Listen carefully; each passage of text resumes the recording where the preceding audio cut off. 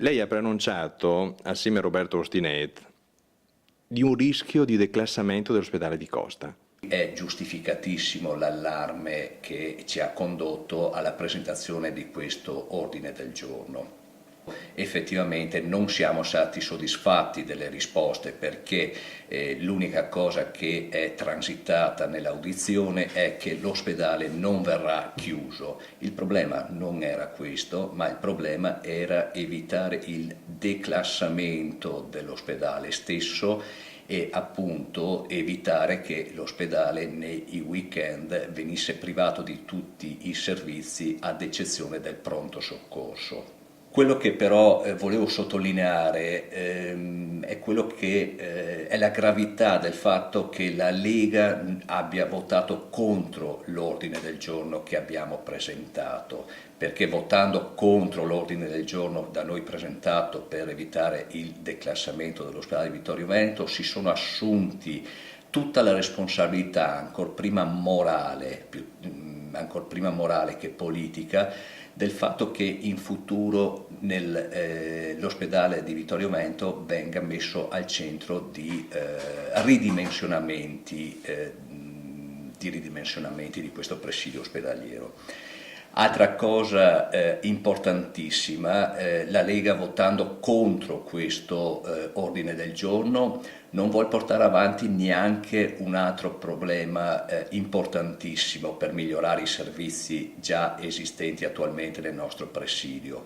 Noi nell'ordine del giorno chiedevamo anche e continueremo in questa battaglia. Chiediamo che la terapia intensiva post-chirurgica, che attualmente funziona dalle 8 di mattina alle 20 di sera, venga protratta anche alla notte, cioè praticamente anche dalle 20 alle 8 di mattina, quindi con la copertura notturna, e questo semplicemente attraverso l'implementazione di un turno infermieristico. Questa era l'altra richiesta, avvalorata anche dal fatto il racconto che è stato fatto da un primario ospedaliero in consiglio comunale di necessità effettivamente di avere una copertura a livello di terapia intensiva e di rianimazione per 24 ore continuative presso l'ospedale.